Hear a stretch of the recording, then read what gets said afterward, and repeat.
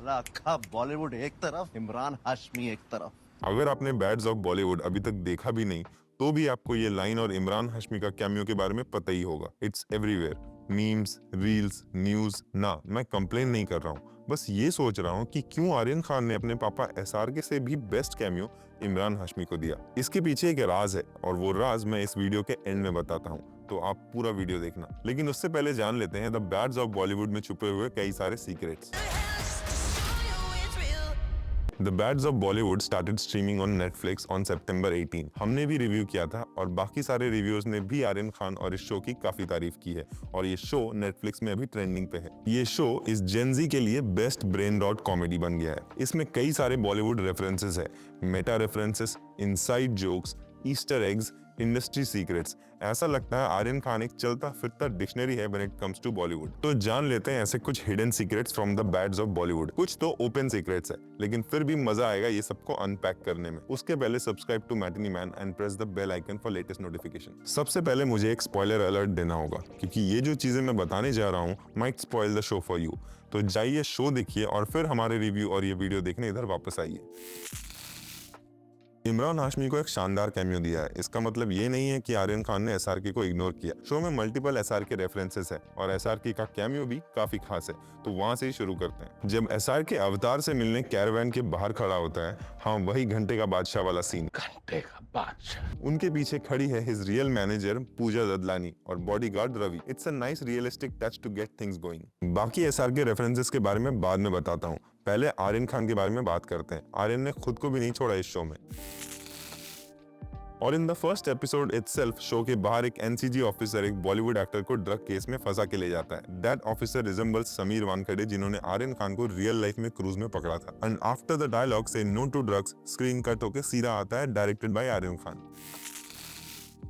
जहाँ पे हमारे सपने पूरे होते हैं वहाँ पे इनका स्ट्रगल शुरू होता है। ये सिद्धांत चतुर्वेदी का dialogue to Ananya Pandey at the actors round table को एक तरीके से रिक्रिएट किया है, जहाँ पे लक्ष्य आसमान और साहिर बामबाज नेपो किड करिश्मा तलवार पहली बार मिलते हैं।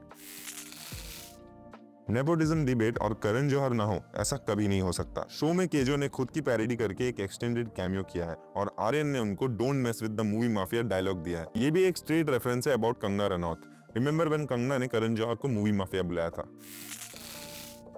प्रोड्यूसर्स की बात कर रहे हैं तो फ्रेडी सोडावाला को कैसे भूल सकते हैं। सोडावाला की 3 फिल्म कॉन्ट्रैक्ट एक इंपॉर्टेंट प्लॉट पॉइंट है, जहां पे ये कॉन्ट्रैक्ट से कई यंग स्टार्स की करियर खत्म हो जाते हैं, जैसे रजत बेदी का कैरेक्टर जयराज सक्सेना के साथ हुआ। ये कॉन्ट्रैक्ट का मिसयूज एक फेमस एग्जांपल है, जहां पे महिमा चौधरी एलिज्ड कि सुभाष घई ने 3 फिल्म कॉन्ट्रैक्ट का क्लॉज यूज करके उनको परदेश के बाद बाकी फिल्म मेकर्स के साथ काम करने से रोका। सोडावाला की ये कॉन्ट्रैक्ट से पीछा छुड़ाने के लिए परवेज का आइडिया ये है कि गफूर भाई के गैंग के लोगों को यूज करके प्रोड्यूसर को थ्रेटन करना। ये बॉलीवुड के अंडरवर्ल्ड पास्ट का डायरेक्ट रेफरेंस है, जो राम गोपाल वर्मा और अनुराग कश्यप जैसे मेकर्स की मूवी में भी दिखाया है। प्रोड्यूसर रिटर्न ऑन इन्वेस्टमेंट के लिए फिल्म रिलीज होने से पहले भी बहुत चीजें करता है। उनमें से एक है brand integration, and bads of Bollywood में तो कई सारे प्रोडक्ट प्लेसमेंट्स है। Some of them are really obvious, like D'Yavol, जो आर्यन खान का ब्रांड है। ये शो के एंड तक रिपीट होता रहता है। एक थ्रोवे लाइन में गौरी खान की इंटीरियर डिजाइनिंग बिजनेस के बारे में भी मेंशन किया है। तो मैंने जो ब्रांड्स नोटिस किया है वो मैं लिस्ट करता हूँ। Mother Dairy, Go ibibo, Senco golden diamonds, Monte Carlo, BKT tyres, boAt, Sprite, Coca Cola, Urban Company, Evocus water. Did I miss anything? अगर आपने और कोई ब्रांड नोटिस किया है तो कमेंट्स में बताइएगा जरूर। अगर आपके पास की नहीं है तो आपने अजय तलवार का आईपैड तो नोटिस किया ही होगा।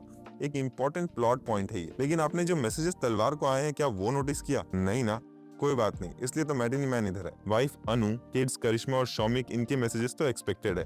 इनके साथ और था messages from Karan Johar and Freddy Sodawala, और एक मैसेज था फ्रॉम एनिमल मूवी की रणबीर सिंह का कैरेक्टर रणविजय सिंह। लेकिन ये सब में से भी एक interesting message was from one Sunny saying what's up brother. Yes, ये बॉबी देओल के real life brother Sunny Deol का डायरेक्ट रेफरेंस है। इंसिडेंटली सनी देओल का रियल नेम अजय सिंह देओल है और शायद अजय तलवार का कैरेक्टर इसी से इंस्पायर्ड है। मूवी इंडस्ट्री है तो क्रिटिसिज्म भी होगा ही। सारे रिव्यूअर्स को रिप्रेजेंट करने संजीव शर्मा कैरेक्टर को लाया गया है। शायद ये क्रिटिक राजीव मसंद का रेफरेंस हो सकता है। इंटरेस्टिंगली मसंद रिव्यूअर जॉब छोड़ के आगे जाके धर्मा प्रोडक्शंस के लिए काम करता है एज अ टैलेंट मैनेजर। लेकिन मूवीज है तो सिर्फ क्रिटिसिज्म नहीं, कभी कभी रिकॉग्निशन भी मिल जाता है। तो शो में अवार्ड शोज होना जरूरी है और ये अवार्ड शो में भी कई सारे रेफरेंसेस है। एज अ सेल्फ कन्फेस्ड फारा खान फैन, आर्यन ने ये पार्ट्स में ओम शांति ओम के अवार्ड शो को होमेज दिया है। और Shanaya don't be like Aryan smile dialogue से एक सेल्फ डिग भी किया है। और अवार्ड शो का नाम है फिल्म फर्स्ट। नाम तो कहीं सुना लग रहा है ना? नाम तो सुना होगा, डायलॉग से बहुत पहले एसआरके एक दिल्ली का लड़का हुआ करता था। आसमान का कैरेक्टर को भी सिमिलर वे में लिखा गया है। आसमान visiting Mishra ji's paan shop in Delhi is a direct reference to SRK's younger days. Shahrukh ने पान शॉप से सादा और मीठा पान खाने की यादें इंटरव्यूज में शेयर भी की हैं। Staying on SRK and awards, award मिलने के बाद जो this one is for you dialogue Aasmaan बोलता है वो एक डायरेक्ट रेफरेंस है to SRK and his famous acceptance speech dialogue about his parents. ये लाइन एक फिल्म फेयर अवार्ड शो में एसआरके ने बोला था। टॉकिंग ऑफ अवार्ड्स, एक लाइन से आर्यन ने सुहाना का भी चीकीली मजाक उड़ाया। अजय तलवार की पद्मा अवार्ड्स के बारे में Shoumik saying Padma Bhush whatever is a direct reference to Suhana's KBC episode जहां पे शी कुडंट रिकलेक्ट ये बात कि एसआरके को पद्मश्री मिला है। एसआरके रेफरेंसेस और भी कई सारे हैं, फिर भी एक और बताता हूँ टॉप 2 से पहले। जब आसमान की पापा का डेथ होता है और फ्यूनरल है, it's shot very similar to Kabhi Khushi Kabhi Gham scene and end में Avtar Parvez and manager Saniya joining Aasmaan is straight out of Kabhi Khushi Kabhi gum.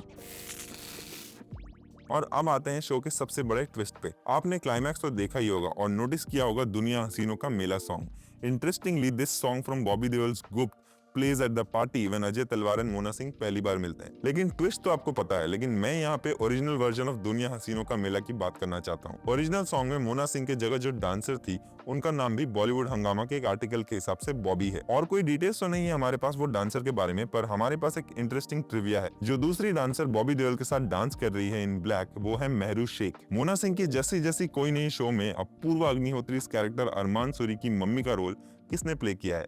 Any guesses? जी हाँ, महरू शेख। और जैसा मैंने शुरू में प्रॉमिस किया था, बिफोर वी वाइंड अप बात करते हैं शो के नंबर 1 कैमियो की। जी हाँ, Imran Hashmi as intimacy coach. It's a nice touch from the makers. लेकिन ये कैमियो आया कहां से? इसके लिए आपको थोड़ा शो के क्रेडिट्स में जाना पड़ेगा। बिलाल सिद्दीकी जो द बैड्स ऑफ बॉलीवुड के को डायरेक्टर है, उन्होंने एक बुक लिखा था बैड ऑफ ब्लड बोल के, और वो बुक जब एक नेटफ्लिक्स शो बना था, he again wrote the script and cast में कौन था?